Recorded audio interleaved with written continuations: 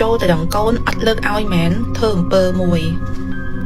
អូខេតោះចូលមកសាកសាច់រឿងទាំងអស់គ្នាអូខេទាំងអស់គ្នាសម្រាប់សាច់រឿងមួយនេះវាមិនជាប្រភេទរឿងខ្មោចទេប៉ុន្តែខ្ញុំនឹងបង្វែរអារម្មណ៍ទាំងអស់គ្នាមកស្ដាប់ជាមួយនឹងសាច់រឿងបែបលក្ខណៈអំពើធ្មប់វិញម្ដងខ្ញុំនឹង script ទៅលើអ្វីដែលបងប្អូនក៏បានចែកម្លែកខ្ញុំនឹងឲ្យអ្នកទាំងអស់គ្នាបានអានវិញអ្នកខ្លះគេអាចស្ដាប់ទេប៉ុន្តែគេអាចអានវិញហើយខ្ញុំហ៊ានធានាថាគ្រប់សាច់រឿងដែលបងប្អូនចែកម្លែកមកពេលដែលអ្នកទាំងអស់គ្នាអានទៅជក់ជាងខ្ញុំនិយាយសម្រាយឲ្យអ្នកទាំងអស់គ្នាស្ដាប់ទៀតអ្នកទាំងអស់គ្នាថាស្ដាប់ខ្ញុំហើយរបៀបថាជួយចិត្តការសម្រាយរបស់ខ្ញុំអីចឹងប៉ុន្តែខ្ញុំជួយចិត្តការសរសេររបស់គាត់ពេលដែលគាត់សរសេរមកឲ្យខ្ញុំហ្នឹងគូខ្ញុំនៅក្នុងហេតុការណ៍ហ្នឹងហ្មងណាបងប្អូនគ្នារបៀបយូរនៅក្នុងហ្នឹងហ្មងអូខេចូលដល់សាច់រឿងយើងវិញខ្ញុំមកចង់និយាយរៀបរាប់ពីប្រវត្តិរបស់លោកពូវិញដឹងតែខ្ញុំអ្នកដឹងបានហ្នឹងហើយប៉ុន្តែបងប្អូនគាត់ចែកលេខសាច់រឿងមកខ្ញុំច្រើនដងហើយអ្នកទាំងអស់គ្នាដែលសិនជាគាត់តាមគឺគាត់អាចដឹងថាសាច់រឿងហ្នឹងគឺលីងមួយសាច់រឿងអីគេដែលខ្ញុំនិយាយមកថាលោកពូគឺគាត់សាច់រឿងនេះគឺកើតឡើងនៅក្នុងឆ្នាំ1992ដែលពេលហ្នឹងលោកពូអត់ទាន់របៀបថានិយាយអត់ចេះទៅគឺគាត់អត់ទាន់ថាជាលោកគ្រូចំហ្មងឯងគាត់ពេលហ្នឹងគឺនៅក្នុងវិស័យដែលលោកពូគាត់ជាលោកគ្រូថ្នាំយើងប្រើពាក្យថាជាលោកគ្រូថ្នាំទេនឹងហើយគាត់ក៏ចេះដល់អំពើដល់អីដែរប៉ុន្តែលោកពូគាត់មិនតែអួតអាងថាខ្ញុំជាអ្នកចេះខ្ញុំចេះធ្វើនេះខ្ញុំចេះអីចឹងគឺអត់ហ្មងគឺគាត់ជាអ្នកសាមញ្ញដែលដាក់ខ្លួនខ្លាំងមែនទែនប៉ុន្តែនៅថ្ងៃមួយហ្នឹងដូចជាកម្មវិធីបុណ្យអីគេទេនៅក្នុងភូមិហ្នឹងដែលខ្ញុំហ៊ាននិយាយថាខ្ញុំអាចប្រាប់ថានៅក្នុងខេត្តកំពង់ធំចាបានតែមិនប្រាប់ស្រុកឃុំអីទេដែលជាកូនសិស្សរបស់គាត់ដែលហ៊ានថ្នាំហ៊ានអីលុបមួយលោកពូចឹងហ្នឹងហើយទៅលេងស្រុករបស់កូនសិស្សគាត់ហ្នឹងយប់ហ្នឹងយប់មួយហ្នឹងខ្ទង់ប្រហែលជារៀងប្រលប់ហើយគឺមានអ៊ំប្រុសម្នាក់ហ្នឹងរបៀបថាគាត់រលោកគ្រូរពេទ្យមកអស់អាលីងហើយប៉ុន្តែអាចជួយកូនស្រីគាត់បានទេកូនស្រីគាត់ឈឺលន់ណាស់ដាក់នៅលើកន្ទេលហ្មងណាបងប្អូនគ្នារបៀបថាចាំតែថ្ងៃផុតតិចខ្ញុំនឹងមកនិយាយពីរូបរាងរបស់កូនស្រីហ្នឹងឲ្យអ្នកទាំងអស់គ្នាស្ដាប់ដែលសាច់រឿងហ្នឹងគឺកើតឡើងគឺអញ្ចឹងលោកពូគាត់ដឹងថារបៀបថាដឹងតគ្នាតាំងកូនសិស្សហ្នឹងអញ្ចឹងដឹងថាលោកពូក៏ចេះគ្រូចេះខាងដោះចឹងដែរអញ្ចឹងប៉ុន្តែលោកពូដែរបង្ហាញខ្លួននៃរបៀបចឹងហើយអ៊ំប្រុសហ្នឹងមកដល់លុតជង្គង់នៅមុខលោកពូហ្មងថាលោកគ្រូជួយកូនខ្ញុំផងខ្ញុំអស់សង្ឃឹមអាលីងហើយខ្ញុំអស់ក្តីសង្ឃឹមហើយគឺខ្ញុំតោះរកអាលីងឲ្យពេទ្យមិនថាគ្រូខ្មែរណាក៏ខ្ញុំរកអស់ដែរអញ្ចឹងខ្ញុំទៅសតតែលោកគ្រូមួយទេតែចុងក្រោយអីសង្ឃឹមរបស់គាត់ដែលគាត់ស្គាល់អញ្ចឹងហ្នឹងហើយព្រោះកូនគាត់គឺវិវត្តទៅមុខហើយរបៀបអញ្ចឹងហើយរបៀបថាសុំវល់ជួយចឹងហ្មងទៅហើយលោកពូក៏គាត់ចង់ច្រានចេញថាគាត់អត់ចង់នេះចឹងដែររបៀបថាគាត់អ្នកដាក់ខ្លួនថាខ្ញុំមិនជាគ្រូមានអីទេប៉ុន្តែលោកពូក៏ដល់ក្តីអាណិតដែលជាទុកចិត្តឪពុកដល់ថ្នាក់មកលុតជង្គង់វល់អីចឹងលោកពូគាត់ថាមិនអីទេលោកបងងើបឈរសិនងើបមកនិយាយគ្នាសិនមកអីចឹងទៅថាចាំមើលខ្ញុំនឹងសាកទៅមើលថាខ្ញុំអាចជួយបានអត់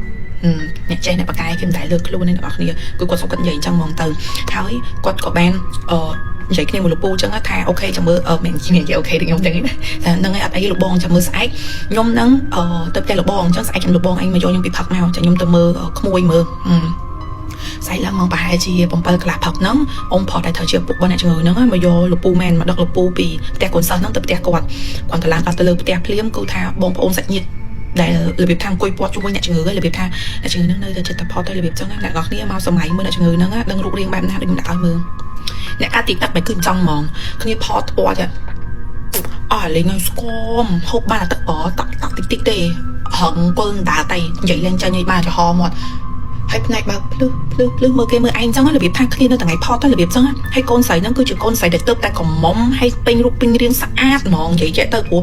ចាំតិចមកតដល់សាច់រឿងហ្នឹងទៀតហើយពេលហ្នឹងគឺរបៀបនេះគាត់ហ្នឹងគាត់តែឃើញលោកពូទៅដល់ភ្លាមចឹងគឺងើបមកឈរគោរពជំរាបសួរអញ្ចឹងលោកពូថាអូយមិនបាច់គោរពមិនងើបឈរមិនអីទេអង្គុយចុះធម្មតាទៅបងប្អូនអង្គុយចុះធម្មតាទៅរបៀបចឹងហ្នឹងហើយអញ្ចឹងខ្ញុំសុំទៅមើលក្មួយតិចទៅគាត់លោកពូគាត់ដើរទៅចិត្តក្មួយស្ទាបជីបចក្មួយស្ទាបជីបចបងស្រីហ្នឹងទៅគាត់ក៏អីមិនបងស្រីបែបបងស្រីខ្ញុំឲ្យបងថាជាបងហ្នឹងហើយស្ទាបជីបចកូនស្រីហ្នឹងទៅគាត់ក៏ថាអត់អីទេនៅមានសង្ឃឹមដែលខ្ញុំអាចជួយបានគាត់និយាយអញ្ចឹងលោកពូមានប្រសាសន៍អញ្ចឹង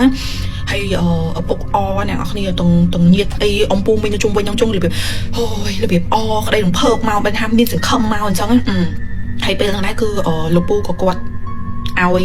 លោកអ៊ំប្រុសហ្នឹងឲ្យញាតិបងប្អូនហ្នឹងជួយទៅដើរជីកប្រភេទថ្នាំប្រទាលអីមួយដែលច្រើនមុខដែលត្រូវយកមកដាំថ្នាំត្រសត់ហ្នឹងបន្ទាប់មកទៀតគាត់ក៏សំណេះសំណាលជាមួយនឹងលោកអ៊ំប្រុសហ្នឹងថាលោកបងឯងមានចំនួនជាមួយអ្នកណាអត់ចំនួនដែលសួរគឺអញ្ចឹងហើយអ៊ំប្រុសគាត់ថាខ្ញុំមិនដែលឆ្លោះជាមួយអ្នកណាទេកូនខ្ញុំគ្នាទៅតែធំអត់មានអ្នកចំនួនមួយអ្នកណាទេប៉ុន្តែមកហឹកមុននេះគឺមានគេចូលមកទៅដល់កូនខ្ញុំច្រើនណាស់ តែខ្ញុំអត់លើកឲ្យព្រោះសារតកូនខ្ញុំវាទៅតែធំមកគ្នាទៅ6 7 10របៀប5 6 10គ្នាទៅធំអញ្ចឹងក្មេងរបៀបក្មេង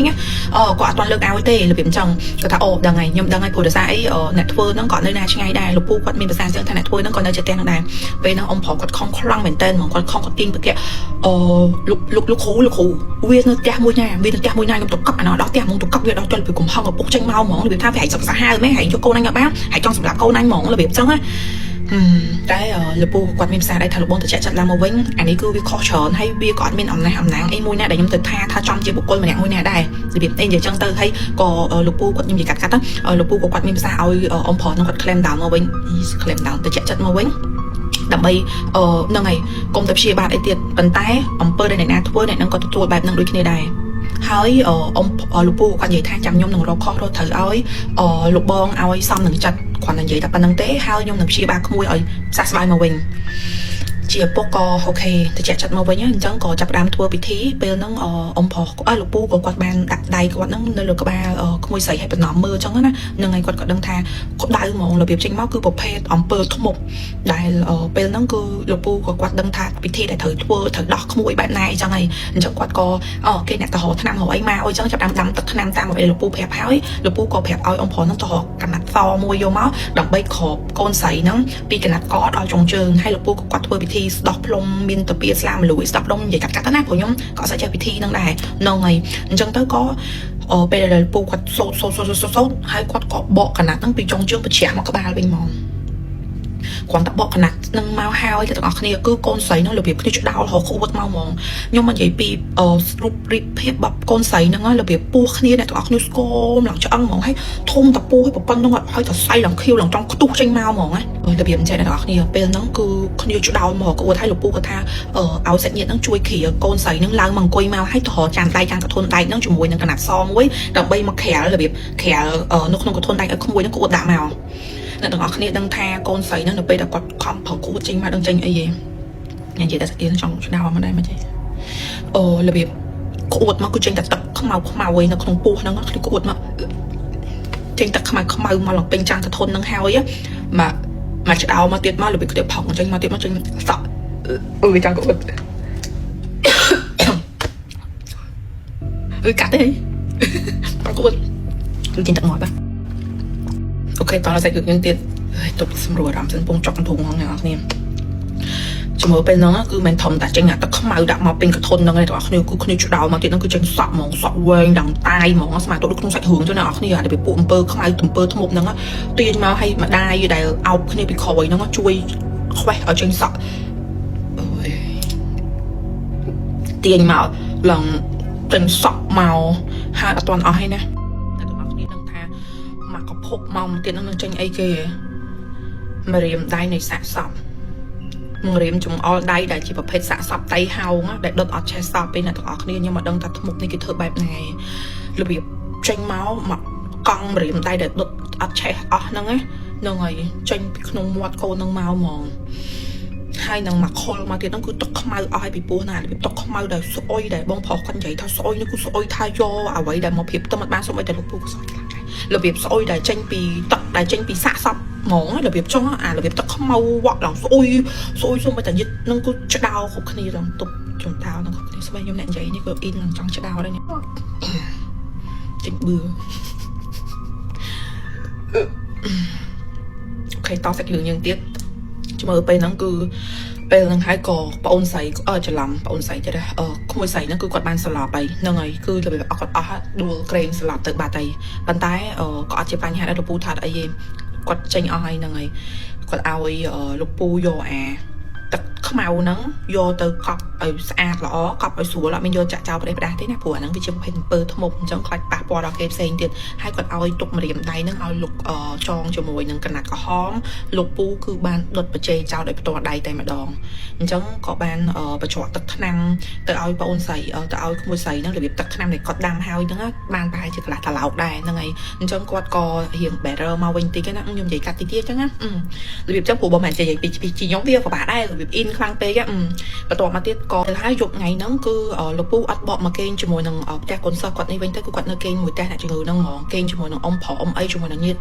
មិត្តញាតិរបស់ខាងកូនខាងអ្នកជំងឺហ្នឹងចឹងទៅពួកគាត់គឺគេនៅលើផ្ទះទាំងអស់ហើយរបៀបកដាលជប់ជ្រៅអីរបៀបថាគេលក់អស់ហើយនៅសម្រាប់លក់អស់ហើយនៅតែលោកពូទេព្រោះលោកពូគាត់សម្រាប់លក់ទេគាត់ចាំផ្លូវអ្នកដែលត្រូវមករកគាត់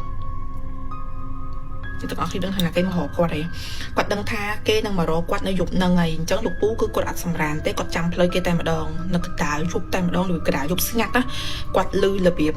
សម្រាប់ជើងណារបៀបសម្រាប់ជើងគេដើរមកក្រុមផ្ទះហ្នឹងហ្មងរបៀបសម្រាប់ស្រឹបអញ្ចឹងណាលោកពូគាត់អោនមើលតាម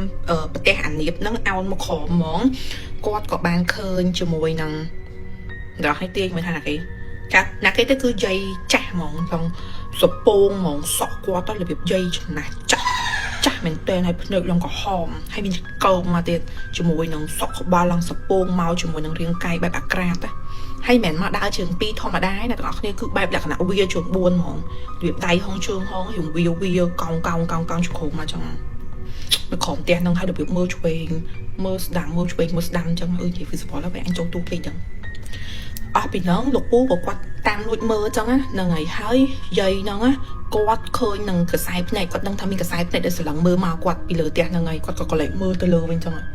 ហើយចំអីលោកពូគាត់ធៀមឲ្យអស់ហើយជាមួយព្រោះតែគាត់ចាំផ្លូវគេមករកគាត់ហើយអញ្ចឹងលោកពូគាត់ធៀមជាមួយនឹងទឹកមុនដែលលោកពូបានកោទុកហ្នឹងចាក់ពីលើផ្ទះហ្នឹងឈូមកហ្មងត្រូវចំពេញកដាលមុខយាយធ្មប់ហ្នឹងតែម្ដងអ្នកទាំងអស់គ្នារឿងមួយនេះអ្នកដែលគាត់ជឿមិនជឿគឺស្ដាប់ទុកបែបជាការកំសាន្តចាប់ទុកថាខ្ញុំពងទានរឿង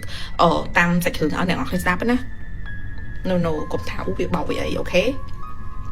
ពេលហ្នឹងអ្នកនរគ្នាដឹងថានិយាយធ្មប់នឹងគាត់សែកមិនគាត់សើចឡាប់ពីសែកអាសម្រែកបែបឈឺចាប់ឡើងផ្អើសាច់ញាតិទៅមកផ្ទះហ្នឹងចុះមកគ្រប់គ្នាហ្មងហើយចុះមកគឺអត់មានបានឃើញអីទេចាគឺយាយហ្នឹងគឺគាត់រត់ចូលទៅក្នុងព្រៃវិញបាត់ព្រុចហ្មងហើយអ្វីដែលលោកពូបានបញ្ជាក់ថា 100% យាយហ្នឹងគឺអត់អាចរស់រៀនមានជីវិតបានទេទោះជាអាចព្យាបាលបានប៉ុន្តែគឺអត់រស់បានណារបៀបថាជំងឺគាត់គឺនឹងវិវត្តទៅរកភាពស្លាប់ហ្នឹងហើយចាំមិនថាអត្តន័យដែលលោកពូចង់ប្រាប់ថាអំពើអាក្រក់គឺវាអត់អាចឈ្នះនៅអំពើល្អបានទេបងអូនស្រីក៏គាត់ច្រឡំសំទុកក្មួយស្រីដែលគាត់ប្រើពាក្យថាក្មួយស្រីហ្នឹងអ្នកជំងឺស្រីហ្នឹងគឺគាត់បាន